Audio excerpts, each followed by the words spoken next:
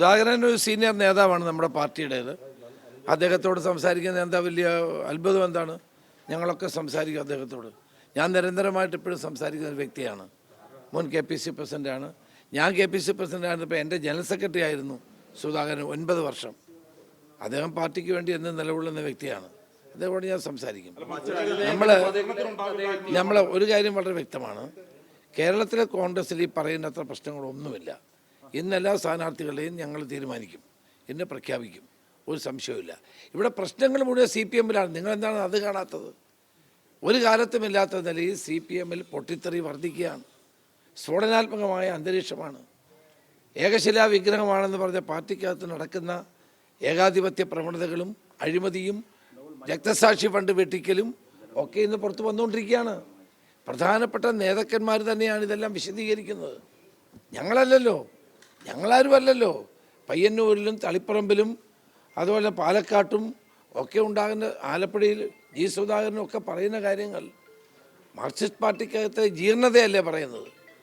അത് ചെറിയ കാര്യമാണോ? വളരെ ഉന്നതരായ നേതാക്കന്മാർ തന്നെ മാധ്യമങ്ങളുടെ മുമ്പിൽ വളരെ വ്യക്തമായി പാർട്ടിക്കകത്ത് നടക്കുന്ന ഏകാധിപത്യ പ്രവണതകൾ, അടിച്ചമർത്തലുകൾ, ഫണ്ട് വെട്ടിക്കൽ, ഇതുപോലൊരു കാലം കേരളത്തിലെ കമ്മ്യൂണിസ്റ്റ് പാർട്ടിക്കകത്ത് ഉണ്ടായിട്ടുണ്ടോ?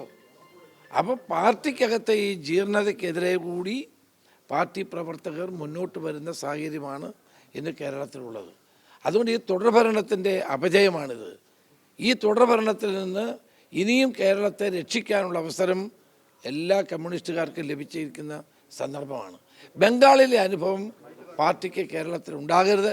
ഞങ്ങളാരും ആഗ്രഹിക്കുന്നില്ല കമ്മ്യൂണിസ്റ്റ് പാർട്ടി ഇല്ലാതാകണമെന്ന്. ഞങ്ങളങ്ങനെ വിചാരിക്കുന്നത്. ഞങ്ങളവരുമായിട്ട് വലിയ പൊളിറ്റിക്കൽ ഫൈറ്റുണ്ട്. പക്ഷേ ഞങ്ങളവരില്ലാതാകണമെന്ന് ആഗ്രഹിക്കുന്നില്ല. ഇപ്പോഴത്തെ അവരുടെ വഴി ബംഗാളിൻ്റെ വഴിയാണ്. അതാണ് കേരളത്തിലെ ജനങ്ങൾ മനസ്സിലാക്കേണ്ടത്. അതുകൊണ്ട് കേരളത്തിൽ തുടർഭരണം ഒരിക്കലും ജനങ്ങൾ അംഗീകരിച്ചു കൊടുക്കില്ല എന്ന് ഞങ്ങൾക്ക് മുഖ്യമന്ത്രി റോഡ് ഷോ നടത്തട്ടെ. അതിൻ്റെ ആവശ്യം വന്നല്ലോ. മുഖ്യമന്ത്രി മറ്റേ പ്രചരണത്തിന് പോലും പോകത്തില്ലായിരുന്നല്ലോ. ഇപ്പോൾ റോഡ് ഷോ ഇനി അദ്ദേഹം അടുത്ത ഘട്ടം വീടാന്തരം കയറുകയായിരിക്കും.